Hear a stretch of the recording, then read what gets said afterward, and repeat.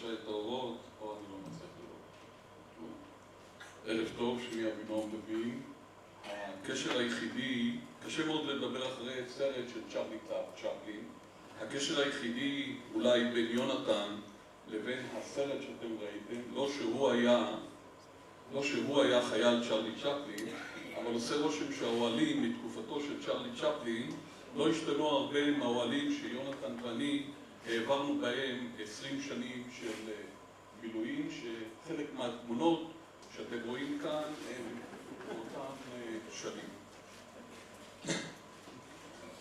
אני חבר של יוני, אני וורדה אשתי שיושב כאן, חברים של יוני ונאווה כבר 40 שנה. 20 שנים במילואים, שבהם אנחנו ישנו באותם אוהלים כמו שראינו אצל צ'רלי צ'פלין, ואכלנו באותו מסטיק, כמו שאומרים. אנחנו שירתנו בפלוגה שנקראת פלוגת תחמושת ארטילרית. אתם יודעים שיש אוגדות, באוגדות ישנם טנקים, תותחים, הנדסה, תחזוקה. האמרה אומרת שהתותחים רועמים, המוזות שותקות. אבל בזמן שהמוזות שותקות, הפלוגה שלנו, הפלוגת תחמושת ארטילרית, עובדת. מהי הפלוגה שלה? כאשר התותחים יורים, צריכים לספק להם תחמושת, וזה היה למעשה תפקיד של הפלוגה שלנו. העבודה היא עבודה די מסוכנת, כיוון שנוסעות 60 משאיות, שבכל משאית 10 טון תחמושת, כדור אחד בודד מסוגל להדליק את הכל. היחידה שלנו הוקמה ביום כיפור. היחידה הייתה במסגרת של אוגדה, והאוגדה הוקמה אחרי יום כיפור, כמו אתם רואים כאן, אחת המסיבות של צוות הגדוד שלנו. היחידה הוקמה, כפי שאמרתי, לאחר יום כיפור, ובמסגרת היחידה הוקמה למעשה אוגדה, ונוצר מחסור בקצינים. ואז, מה שאורי אמר קודם, יוני התנדב ללכת לקורס קצינים. חזר מהקורס הזה בתור מ"מ, והתמנה בהמשך לסמ"פ. קיבל בהתחלה דרגת סג"מ, עלה לסגן ולסרן. צריך להבין שההתנדבות היא לא דבר של מה בכך, כיוון שזה היה כרוך בללכת במשך שנתיים בחופשות או חופש הגדול לקורס קצינים ולהתפוצץ שם על ג'בלאות יחד עם בחורים בני 19. הפעילות הרגילה של הפלוגה שלנו הייתה בכל מיני תעסוקות. הייתה לנו תעסוקה בסיני, בעזה, בין היתר במערת המכפלה שנמצאת לא רחוק מכאן, ששם עברנו את טבילת האש השנייה של היחידה. יוני גילה ביחידה מנהיגות מיוחדת. היה לו קשר מיוחד לחיילים. החיילים היו ברובם נהגים, ולמעשה אפשר להגיד שהסבלנות שלו ועם היכולת החינוכית שלו, הוא הרי איש חינוך, הוא יצר קשר בלתי אמצעי בסבלנות עם חיילים שרובם למעשה היו נהגים. אפשר להגיד שהוא המציא את השיטה שנקראת חנוך לנהג על פי דרכו. יוני, כפי שנאמר קודם, היה במוקד. מה הכוונה? יש, אתם יודעים, שעות חופשיות הרבה לחיילים ובמסגרת השירות הצבאי במילואים. ואז יוני הוא באופן טבעי עם הסיפורים שלו על המסעות ששמענו להודו, לאתיופיה, לכל מיני מקומות, הוא היה במוקד של השיחות שאנחנו ניהלנו במהלך המילואים. במסגרת הזמן עברנו יחד איתו את התהליך שלו של החזרה בתשובה ואת המסעות שלו שהתחילו להיות מעבר לנהר הסמבטיון, לגלות את אותם שבטים אבודים פה ושם. במסגרת של המילואים הוא השתמש באותם נעליים שהוא היה הולך לאותם טיולים, כך שלמעשה הנעליים שלו הלכו איתו גם למילואים וגם לטיולים. לי נוצר הרושם שבמסגרת הטיולים שלו הוא היה הולך לכל מיני מקומות מאוד מאוד מוזרים, ביער כזה, בג'ונגל כזה. הוא היה הולך בעקבות של שמועות, כי אם שמעו שסבתא של צ'יפ מסוים בשבט כזה או אחר הדליקה נרות במסתרים, למעשה אני חושב שהוא הלך לראות ולבדוק אם הנרות האלה היו נרות של שבת או סתם נרות של הבדלה.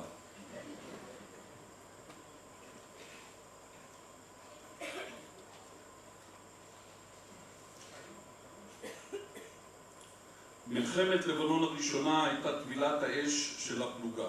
הפלוגה לאחר הגיוס פוצלה לשניים. חלק ממנה נצמד לכוחות הארטילריה ועלה יחד עם האוגדה שלנו, אוגדה 880, לכיוון הגזרה המזרחית בלבנון, וחלק אחר הלך לגייס מסעיות אזרחיות, וביניהם יוני ואני, על מנת שנוכל להעמיס עליהן תחמושת ארטילרית.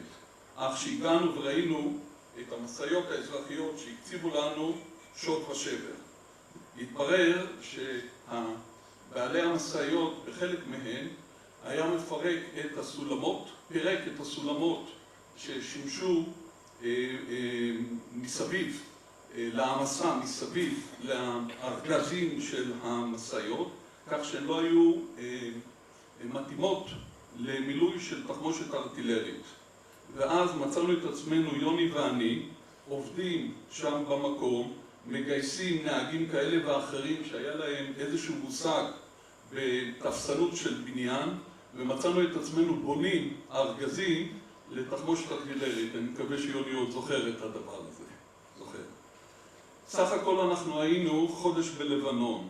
במסגרת המלחמה הזאת היה קרב מאוד מפורסם של סולטן יעקב, שממנו עד היום ישנם 3 נעדרים, שהגדודים של הארטילריה שלנו ירו אלפי פגזים על מנת לחלץ במסגרת של אותו קרב את אחד הגדודים של האוגדה שנתקע שם במקום, והיה זקוק למיסוך של ארטילריה על מנת שהוא יוכל לסגת לאחור. במסגרת של אותו שירות מילואים, גם יוני יצר סרט מלחמה, זאת אומרת, הוא לקח יחד איתו מסרטה 8 מילימטר סופר, צילם את כל הדברים האלה, ראינו באחת ההזדמנויות במסגרת הכנס של הגדוד את אותו סרט, ואני יוני מצפה לקבל העתק בקובץ מתאים על מנת שגם אני אוכל להראות אותו הלאה למשפחה.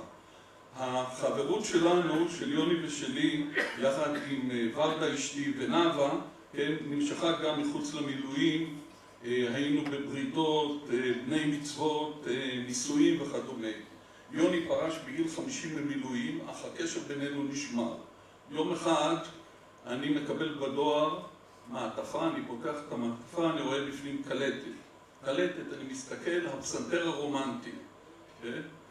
עברה שנה, עברו שנתיים, עוד קלטת ועוד קלטת, ואני מסתכל, אני מקשיב לקלטות, ואני רואה שבקלטות האלה יצירות שיוני מנגן, מועצת גדולי המוזיקה, כן, של המוזיקה הקלאסית, סונטת ליל ירח של בטהובן, שופן, שוברט, גבריאל פורה, ג'ורג' גרשווין ואחרים. בקיצור, כל הקטעים, כן, רומנטיקה, אימפרסיוניזם, ג'אז, כן, וכדומה. לא פשוט, כן, לקחת ולהסב בגיל 50 את האצבעות שרגילות לקחת מארזים של תחמושת ארטילרית, לפרוט על פסנתר. זה שני דברים שונים לגמרי. עוברות עוד כמה שנים, אני מקבל טלפון מנאווה. אני שואל אותה, מה נשמע? מה שלום יוני? אז היא אומרת לי, לא יוני, אמור מעתה דוקטור יונתן, כן? אתה מוזמן לארוחה, יוני קיבל דוקטורט. ואני שואל אתכם, איך מספיקים את כל הדברים האלה ביחד? רבי עקיבא ידוע שקיבל את הדוקטורט שלו בגיל 40, כן? ומתברר שיוני עשה את זה בגיל 60, שזה רק מחזק את האמרה ש-60 זה 40 החדש, או להפך. נאווה, אני מבקש שתזמיני אותי גם בעוד 30 שנה לאיזשהו אירוע שבוודאי יקרא שמו בישראל פרופסור סגל, 100 השנים הראשונות. לסיכום, יוני הוא איש אשכולות, וציטטו קודם מהתלמוד, כן, מה זה איש אשכולות? זה איש שהכל בו, ויוני הוא גם וגם וגם.